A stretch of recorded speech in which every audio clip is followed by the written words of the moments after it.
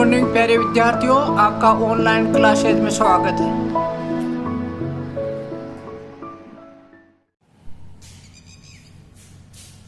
तो बच्चों अपने पढ़ रहे थे यूज ऑफ टेंसेस।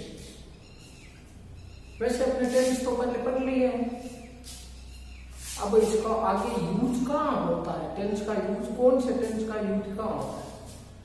तो मैंने पहले भी आपको बताया था कि पहले वाले ये गैप भी मैंने इस वजह से दिया है कि पहले आप जो पहले पढ़ाई हुई चीजें हैं, यानी चार्ट याद होना चाहिए आपको, एक्टिव वॉइस और पैसिव वॉइस का, और आपको वर्ब जो अपनी क्लास में नाइन्थ क्लास की जो वर्ब है उनके तीनों फॉर्म है, और 10th वाले 10th क्लास की वर्ब की तीनों फॉर्म, ये अच्छी तरह याद कर लेना।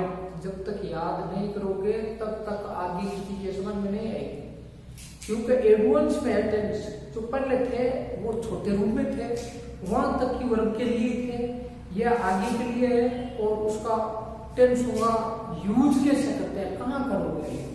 तो अपने पहले पढ़ा था प्रेजेंट इंडेफिनाइट का टेंस का यूज का करते हैं, यूज ऑफ प्रेजेंट इंडेफिनाइट पढ़ा था। आज अपने पढ़ेंगे यूज ऑफ पास्ट इंडेफिनाइट।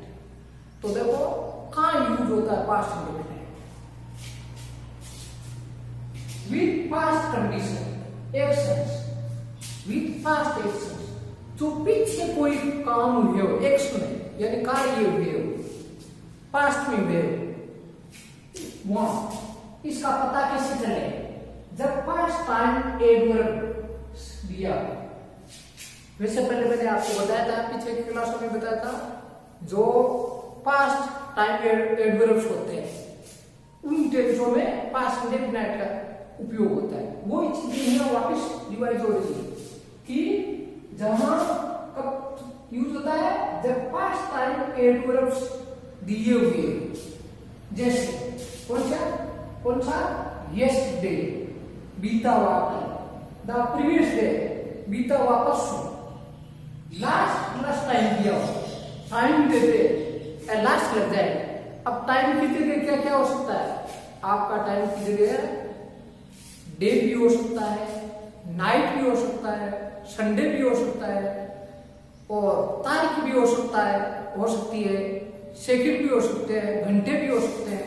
जैसे लास्ट संडे, लास्ट हो गया तो पिछला Sunday, last Sunday, last Monday, last 15 अगस्त, लास्ट ईयर, लास्ट वीक। तो लास्ट लग के जो टाइम लग जाए तो वो इसके अलावा जैसे एगो है, या कोई ऐसी चीज हो देखते ही पता चल जाए कि ये पीछे का है, जैसे 2017, अभी 2020 चल रही है, और यदि 2017 या ये 2019 हो तो वो पीछे का समय है, तो इटीसी आता है। तो इनसे ये चीजें आ जाए जो पास्ट एडवर्ब्स हो, तो कौन से टेंस का प्रयोग होता है, पास्ट इंडेफिनाइट टेंस का प्रयोग होता है। जैसे ही वेंट टू जयपुर, वह है जयपुर गया, जब वो पास्ट इंडेफिनाइट है, क्यों हुआ, लास्ट संडे, कब गया, last Sunday. He went to Jaipur last Sunday, वह पिछले रविवार को जयपुर गया। राम ने पास की, उत्तीर्ण की क्लास 10, कब, इन 2018, यानी 2018, अभी 2020 है तो 2018 पीछे है, तो पास में आगे देखो इन कंडीशनल सेंटेंस, और काम उपयोग में होता है कंडीशनल सेंटेंस। देखो कंडीशनल सेंटेंस पहले भी मैंने आपको बताया था, कंडीशनल सेंटेंस 3 प्रकार के होते हैं, 3 प्रकार के होते हैं। जो एक कंडीशन तो इसमें आ जाएगा, एक आ जाएगा इसमें, एक आता है पास्ट परफेक्ट। तो देखो ये कंडीशनल सेंटेंस कौन से, इन कंडीशनल सेंटेंस, इम्प्रोबेबल कंडीशन कौन सी होती है, तो एक तो है इम्प्रोबेबल, और यह फ्यूचर इंडेफिनाइट में आपका है प्रोबेबल। में क्या है, प्रोबेबल तो वो होती है जो खुली कंडीशन को, जिसको ओपन कंडीशन भी कहते हैं, इसको ओपन कंडीशन भी कहते हैं, खुली कंडीशन होती है का जैसा करोगे वैसा होगा। जैसे एग्जांपल का आप पढ़ोगे तो पास होंगे, कंडीशन क्या लगी आपके ऊपर निर्भर, आप खुली है कंडीशन, खुली बिल्कुल, आप चाहते हैं तो इस कंडीशन को रख लो भाई, जब आप पढ़ोगे तो पास होंगे, आप दौड़ोगे तो बस मिलेगी, जब आप परिश्रम करते हो तो फल मिलेगा। तो यह कंडीशन है, खुली कंडीशन है, यानी वो आपके हाथ में अभी भी है। जो प्रोबेबल या जो ओपन कंडीशन होती है वो आपके हाथ में है अभी, आप चाहो तो वो कंडीशन आप प्राप्त कर सकते हो, यानी उस कंडीशन को जीत सकते हो।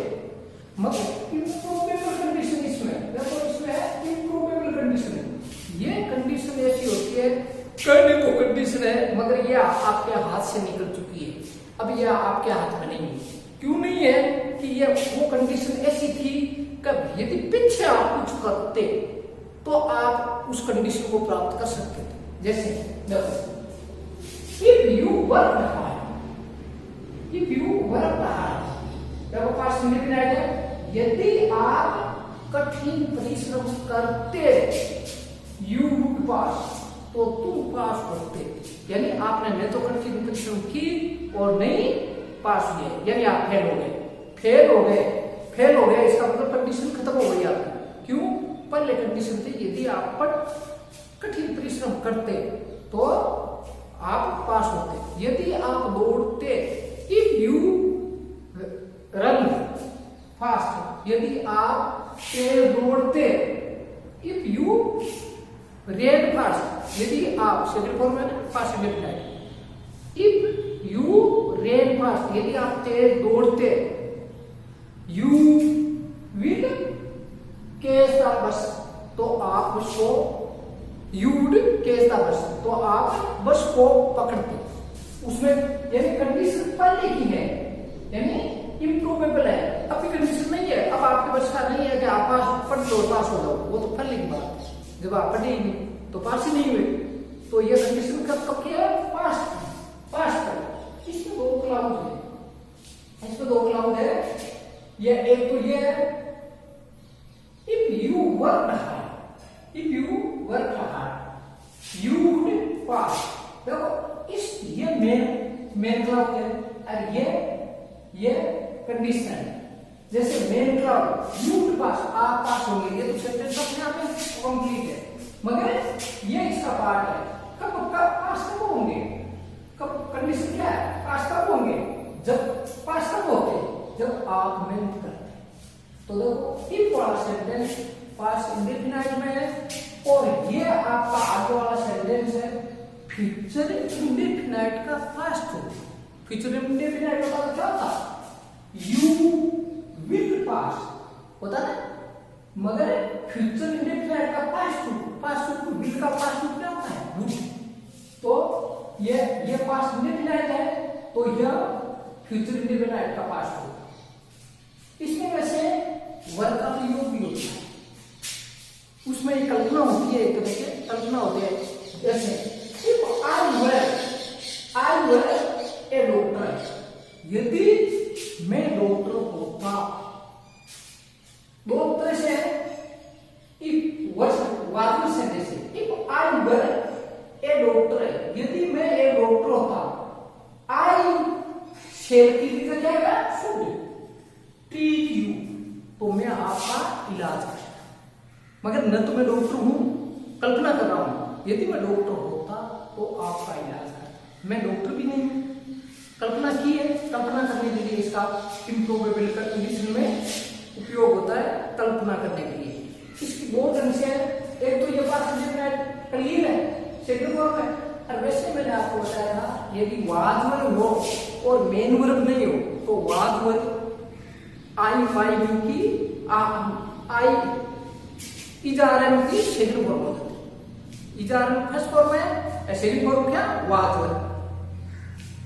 तो यदि यह है या वाद होता या वर होता, इफ आई वर, आई के साथ में वाला है तो मेन वर्ब नहीं आएगी, इसका मतलब इजारन की सेकंड फॉर्म है। If I were A doctor, तो आई शुड ट्रीट यू, तो मैं आपका इलाज करूं। ये कंडीशन इसमें इफ का प्रयोग हुआ है, मगर यदि आप वर वाले में पहले वर ले आओ, वर आई डॉक्टर, वर आई, ऐसा भी हो सकता है इफ आई वर डॉक्टर, या इफ को हटा दो और इफ को हटा के क्या करो, वर ऊपर ले लो, वर आई डॉक्टर है। यदि मैं डॉक्टर होता, उसका कोई अर्थ होता है, यदि मैं डॉक्टर होता आई शुड ट्रीट, तो ये है आपके इसमें उपयोग हुआ इम्प्रोबेबल कंडीशन में, जो आपके बस की नहीं है, वो निकल चुका है, अब ये बस की नहीं है, केवल कल्पना है। पास्ट है जो पीछे की भूतकाल की कोई आदत हो, हैबिट हो, जैसे कोई की किसी कोई आदत होती है कि मैं बचपन में था तो खेला करता था, जब मैं बचपन में था तो बदमाशी किया करता था, तो बचपन की आदत है। कोई भी आदत है, जब मैं बचपन में था तो गांव में कई घरों में जाया करता था, तो ऐसी पुरानी आदत है, यानी पास्ट की आदत हो, पास्ट की आदत हो। मगर इसमें खास बात यह है कि इसमें यूज टू का प्रयोग होता है, यूज टू के साथ आई, यह आदत के लिए यूज टू, पास्ट की जो आदत हो उसके लिए अपने यूज टू का प्रयोग करते हैं। Used to first form, used to second form, I use to write. देखो ये मेन वर्ब देखने में राइट है, मगर यह मेन वर्ब राइट नहीं है। यदि किसी भी वर्ब के पहले टू लग जाए तो उसका वर्ब का गुण खत्म हो जाता है। कई बार होता है ना, कोई चीज में अपने कोई उसका गुण नष्ट कर देते हैं, जैसे कहते हैं ना खटाई ज्यादा हो तो मीठा डाल दो, उसका गुण कुछ नष्ट हो जाता है। तो इसमें ऐसे आपका यह है, ये वर्ब थी मगर इसके पहले टू लग गया तो ये मेन वर्ब नहीं रही, इसका वर्ब का गुण खत्म हो गया।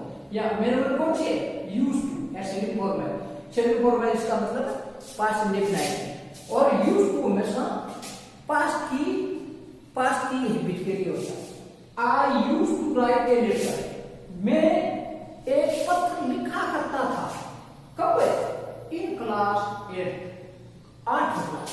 अब नहीं लिखा, अब की बात नहीं है, मेरी आदत कब थी, जब मैं 8 में था तब पत्र लिखा करता था, मेरी आदत थी, चलते ही मैं पत्र लिख लेता था किसी।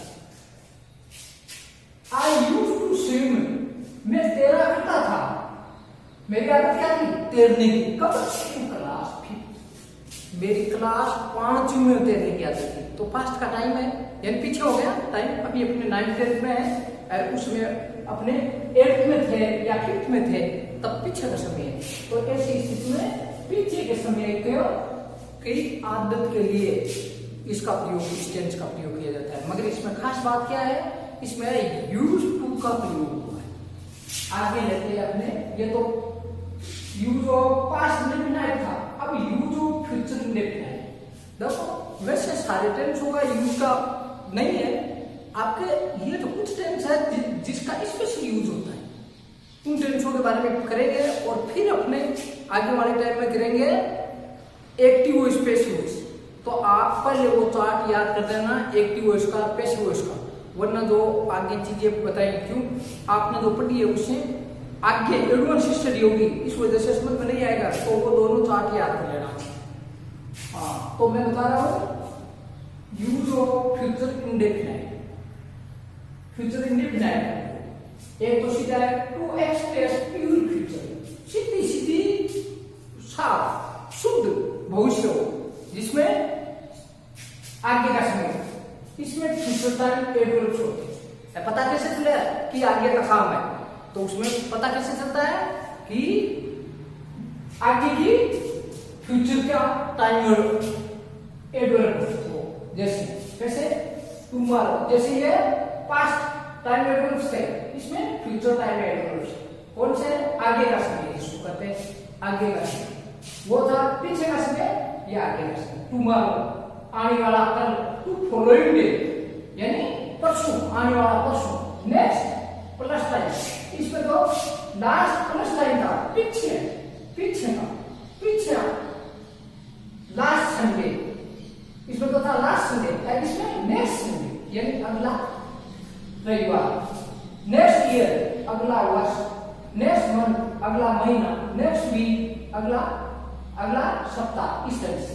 या 2021 उसमें अपने अभी 2020 चल रही है तो 2021 आगे का है, तो ये कौन सा टाइम एडवर्ब हो गया, ये टाइम फ्यूचर का टाइम एडवर्ब हो गया। तो यदि एक साथ हो तो सीधी सीधी बात है वहां इस टेंस का प्रयोग होता है, सीधी सीधी। ये मैंने एग्जांपल भी नहीं दिया इसमें, तो सीधा है, वो आप जानते हो। फ्यूचर इंडेफिनाइट में क्या होता है, आई और वी के साथ तो शेर लगता है और बाकी सब के साथ भी लगता है, फर्स्ट फॉर्म क्या क्या हो जाता, आई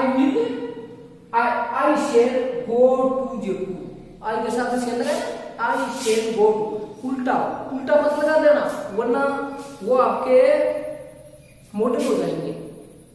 यदि आपने उल्टा लगा दिया, आई और वी के साथ में विल लगा दिया और बाकी के साथ में शेर लगा दिया तो वो मॉडल हो जाएंगे, प्योर फ्यूचर नहीं रहेगा, वो फ्यूचर उसका गुण खत्म हो जाता है और वो मॉडल बन जाता है।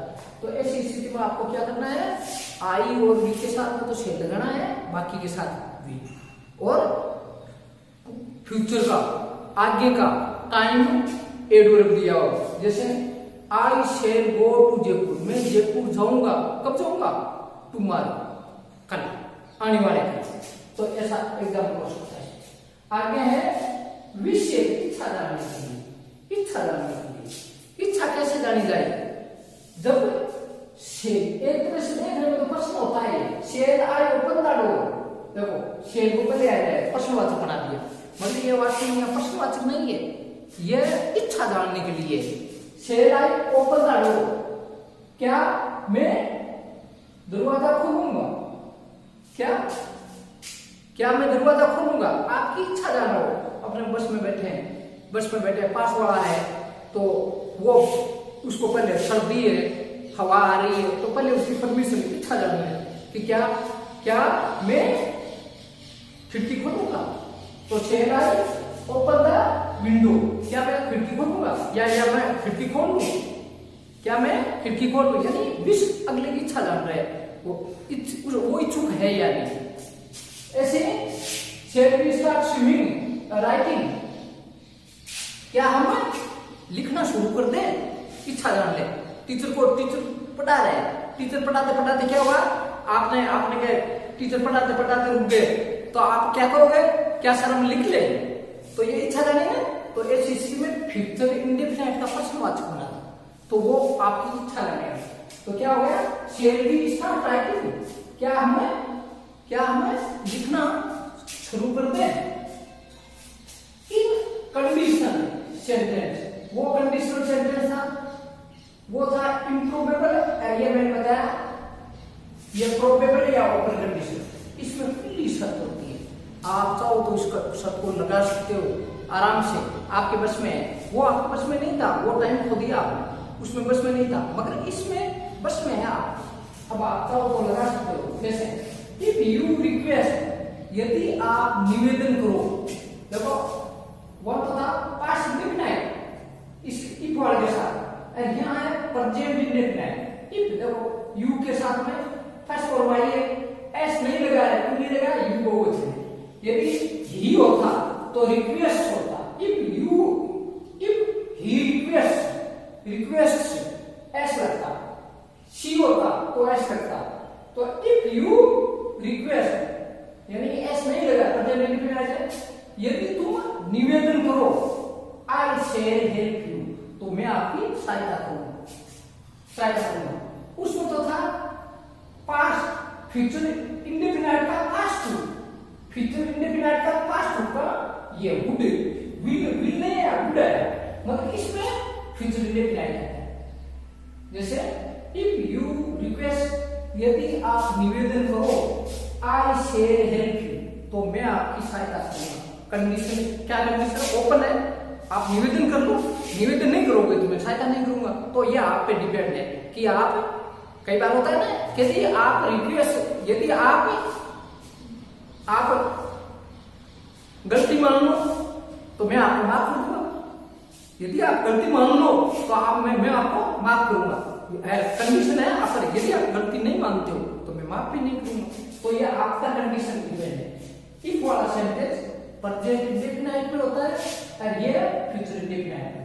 ये देखो ये मेन क्लाउज और ये सबऑर्डिनेट क्लाउज। देखो ये आपकी क्लास में आपके कोर्स में क्लाउज भी है, इस वजह से ये साथ साथ थोड़ा थोड़ा बता रहे हैं आपको मेन क्लाउज और सबऑर्डिनेट क्लाउज क्या होता है। मेन वो होता है जब भी आपने पहले भी पढ़ा है ना, हेल्पिंग वर्ब और मेन वर्ब, दो वर्ब होते हैं, एक तो मेन वर्ब और एक हेल्पिंग वर्ब। तो मेन वर्ब में मेन वर्ब वो होती है जो मतलब हेल्पिंग, तो उसकी सहायता करने के लिए। मैं एग्जांपल देता हूँ, एक बच्चे को मैंने कह देगा स्कूल लेके आया तो वो स्कूल ले आएगा, मगर उसको कल टेबल लेके आया तो उसको उठाना बचना नहीं है, तो वो किसकी हेल्प लेगा। एक बच्चे को ले आया तो वो उसका हेल्पर हो गया। कई बार ऐसी कंडीशन होती है, मैं कोई बड़ा जैसे तख्ता वगैरह या बड़ी खाट का तो दो बच्चों के बस का नहीं है, तो वो और हेल्पर ले लेते हैं 2 या 3, तो वो हेल्पर हो गए। उनमें काम तो मैंने एक को ही दिया, मतलब दूसरे जो काम में लिए बच्चे वो उसके हेल्पर हो गए। वैसे ही मैंने बताया था आपको टेंसों में जो हेल्पिंग वर्ब होती है कौन सी, इजार है, वाज वगैरह, shall will, have has had, be been, तो ये 15 आपको हेल्पिंग वर्ब बताई गई है। वैसे ही इसमें मेन क्लाउज और सबऑर्डिनेट क्लाउज होते हैं। मेन क्लाउज वो होते हैं जो उस पर निर्भर नहीं होते, ये कंडीशन, ये सबऑर्डिनेट का इसके बिना इसका काम नहीं कर सकता है, ये सेंटेंस पूरा है, मगर ये है सबऑर्डिनेट क्लाउज है क्या, ये अलग नहीं है, ये इसी के ऊपर ही है, अकेला कह दे कि मैं खाऊंगा। क्या खाओगे, सेंटेंस पूरा ही नहीं, खाओगे क्या, खाने को तो वो मिठाई हो सकती है, जूते भी हो सकते हैं, तो अपना क्लियर नहीं है ना। तो ये कैसे कंडीशन कैसी, तो ऐसा है कि ये सबऑर्डिनेट क्लाउज है, ये अकेला जैसा आई सेड हेल्प मी, मैं आपकी सहायता करूंगा, मेन क्लाउज है, मेन इसका पार्ट है। कंडीशन रखी, क्या कंडीशन थी, आई सेड हेल्प मी, मैं आपकी सहायता करूंगा। कब की बात है, इफ यू रिक्वेस्ट, ये सबऑर्डिनेट क्लाउज। जब निवेदन करोगे, आगे future plus time clause in present tense. देखो ये दो सेंटेंस है, वही क्लाउज वाली बात है, इसमें 2 सेंटेंस होंगे। एक होगा फ्यूचर टेंस अपने फ्यूचर इंडेफिनिट को ले लेने से, आई से leave for market, leave for का मतलब जाऊंगा, रवाना होगा या जाऊंगा। आई से लीव फॉर मार्केट, मैं मार्केट जाऊंगा।